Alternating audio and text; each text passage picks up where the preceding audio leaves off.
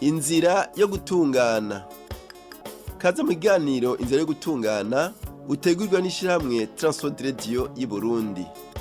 Inzira yo gutungana ni ikiganiro kigufasha guhitamwo ukuri kw'ijambo ry'Imana.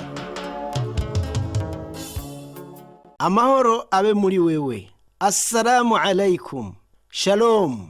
Turakuramukije mu izina ry'umwami wacu, Imana y'amahoro igomba ko umuntu wese atahura kandi aca bugufi mu nzira yo gutungana. Turanezerewe cyane gusubira kugushikiriza iki kiganiro inzira yo gutungana cyo kuri uyu munsi. Uri kumwe na Pastor Jean Baptiste Nzeyimana. Mu nyigisho tumazemwo igihe mu butumwa bwiza twarabonye yuko Yesu ivuka ryiwe, imibereho yiwe, ibikorwa vyiwe n'inyigisho ziwe vyabaye ivy'igitangaza. Twarabonye ko yavutse mu buryo butangaje kubera yavyawe n'inkumi itazi citwa umugabo, ariko kubwo ubushobozi bwa mpwemu w'Imana Yesu rero yabaye uw'igitangaza muri vyose, haba mu nyifato, mu bikorwa, eka no mu bitangaza yagiye arakora. Ntawo twomugereranya kuko yavuga ijambo rimwe gusa abagwaye bagakira, Satani n'abadayimoni biwe bagahunga, ivyaha bigaharigwa. Twaranabonye mu kiganiro giheruka ingene inyigisho ziwe zikomeye, aho yaganira na Nikodemu umwigisha w'Abisirayeli, maze Yesu yereka Nikodemu yuko hamwe atemeye guhindurwa na mpwemu w'Imana atazoronka ubugingo budashira, ari naco gituma yamubwiye ati mukwiye kuvyarwa ubwa kabiri. Uyu munsi turaza kubona ingene Yesu yaganiriye n'umuntu atandukanye cyane na Nikodemu. Nikodemu yari umugabo w'Umuyahudi, umwigisha w'isinagogi, ariko uwo tugiye kuganirako ni umugore w'imaraya atari n'Umuyahudi, yari umunyabyaha akabije, afise abagabo batanu. Mu maso y'abantu Nikodemu yaboneka nk'uwugororotse kuruta uwo mugore, ariko siko Imana iraba, kuko abo mu ruvyaro rwa Adamu bose bari munsi y'ubuja bw'icyaha, ari naco gituma babwirizwa kuvyagwa ubwa kabiri bavyawe n'ubushobozi bw'Imana. Ubu naho reka dusubire mu butumwa bwiza turabe ico kiganiro Yesu yagiranye n'uwo mugore w'Umusamariyakazi. Samariya cyari gisagara kiri hagati y'igihugu c'Ubuyuda n'ic'Igalilaya. Abasamariya benshi bari inyambukira, bigatuma Abayuda bababona nk'abapagani, ari naco gituma banenana. Kubera Yesu atagira nkunzi, nico cyatumye aza mw'isi kugira acungure umunyabyaha uwo ari we wese, amugire musha, ahindure umutima wiwe awugire musha. Ni nayo mpamvu bitamuteye isoni kuganira n'uwo mugore w'Umusamariya naho yari afise abagabo batanu. Reka twumve ico ivyanditswe vyeranda bivuga mu butumwa bwiza uko bwanditswe na Yohana igice cya 4 uhereye ku murongo waho wa 4. Havuga ngo yumva akwiye guca i Samariya, nuko ashika mu gisagara cy'i Samariya citwa Sukara, hafi y'umusozi Yakobo yahaye Yosefu umuhungu wiwe, kandi aho hari riba rya Yakobo. Yesu ananijwe n'urugendo apfa kwicara kw'iriba. Hari nk'isaha 6. Haza umugore wo Musamariyakazi kuvoma. Yesu aramubwira atume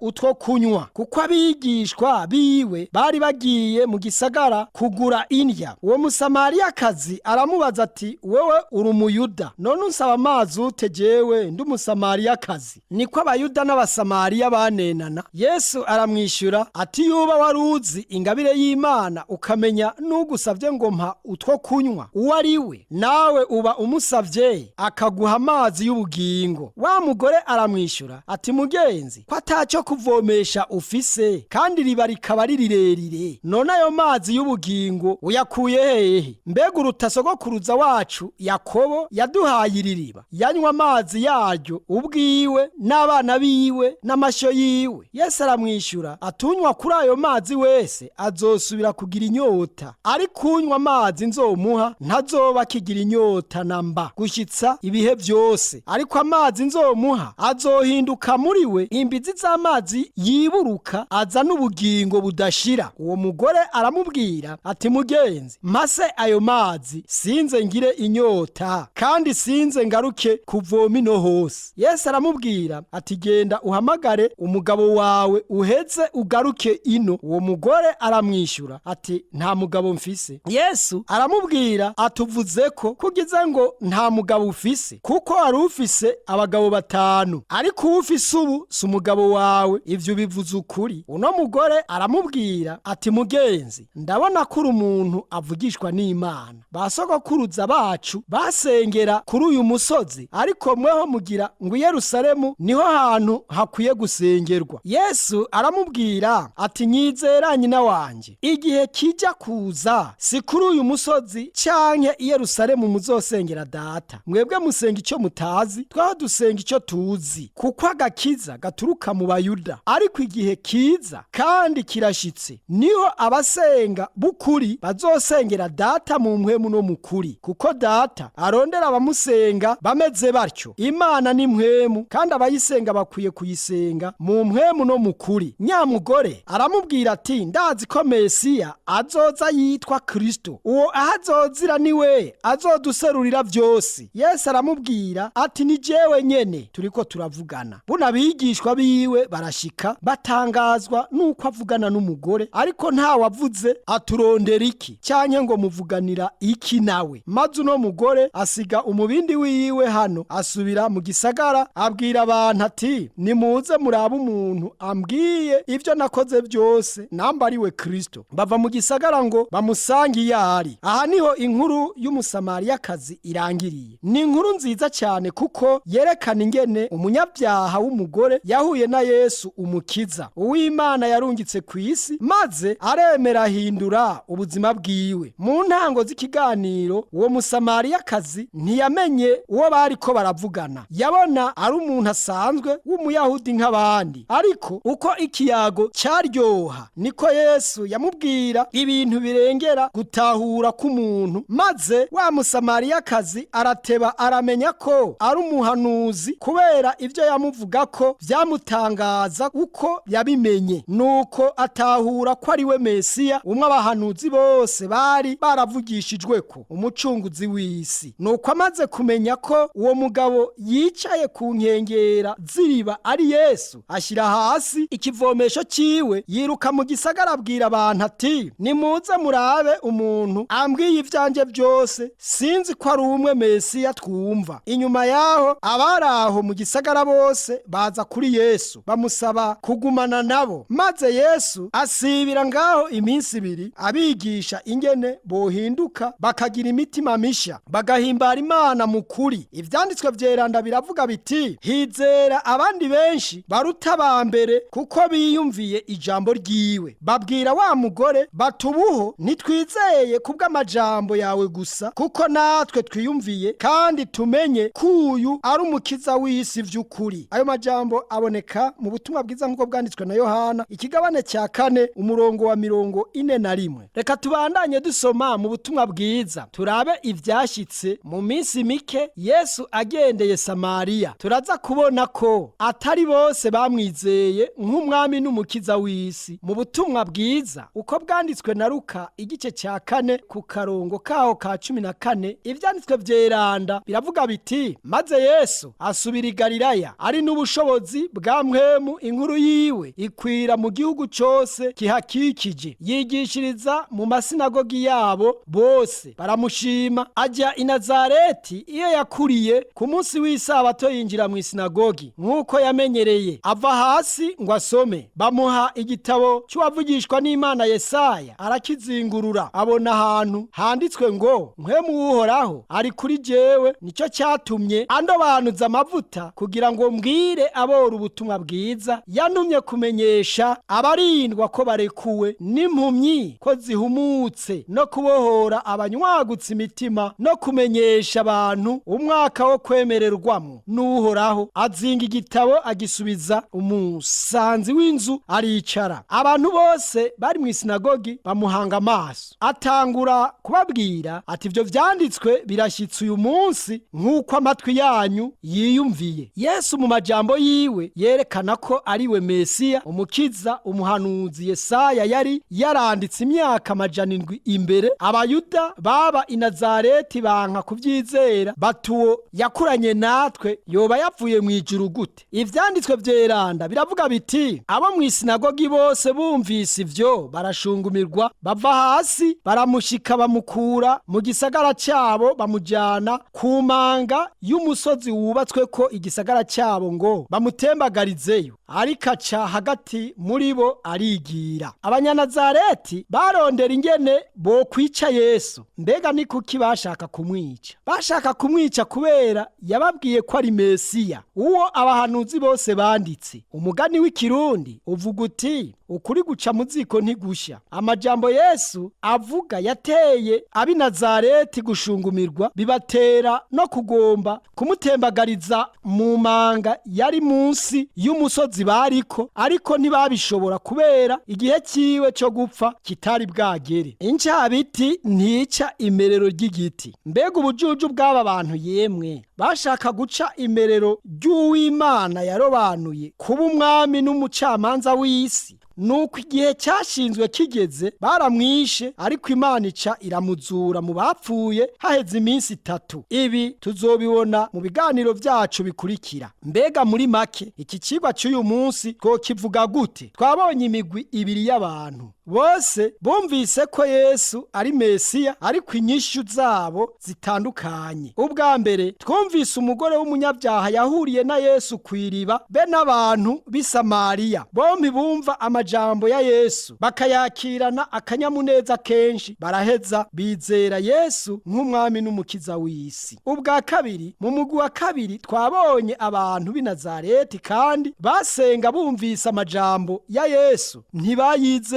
ntibizera Yesu nk'umwami n'umukiza kubera yakuriye hagati muri bo mu gisagara iwabo. Mu ncamake turabona ko abanyabyaha bo mu gisagara cy'i Samariya bakiriye Yesu nk'umucunguzi yavuye mu ijuru, ariko abi Nazareti ntibamwemera. Mbega weho ni gute? Ubona wisanga mu murwi uwuhe? Mbega wowe umeze nk'ab'i Samariya bakiriye Yesu nk'umwami n'umukiza, cyangwa umeze nk'ab'i Nazareti banze kwizera Yesu nk'umwami n'umukiza yavuye mu ijuru akaza aje kubakurako ibyaha? Mbega uremera yuko Yesu ari umucunguzi uwo bavugishwa bose banditse? Waramwakiriye nk'umwami n'umukiza mu bugingo bwawe? Umviriza icyo ivyanditswe vyeranda bivuga kuri Yesu Kristo. Biravuga biti, uwo muco wakira mu mwiza, ariko umwiza ntiwawakiriye. Yari mu isi kandi isi yaremwe nawe, ariko isi ntiyamumenya. Yaje mu vyiwe, ariko abiwe ntibamwakiriye. Ariko abamwakiriye bose yabahaye ububasha bwo gucika abana b'Imana, nibo bizeye izina ryiwe. Nibo batavyawe n'amaraso canke n'ukwipfuza k'umubiri canke n'ukwipfuza k'umugabo, ariko bavyawe n'Imana. Turabibona mu butumwa bwiza nk'uko bwanditswe na Yohana ikigabane cya mbere ku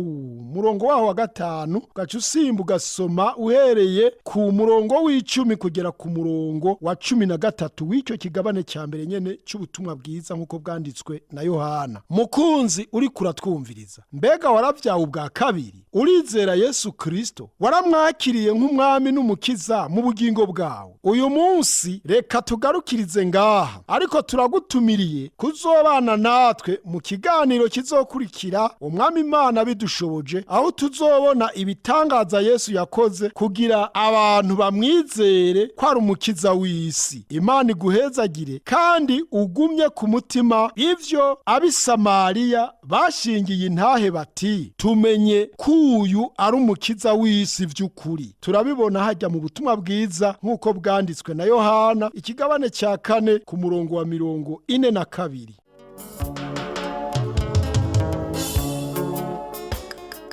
Muhejeje kumviriza ikiganiro Inzira yo Gutungana.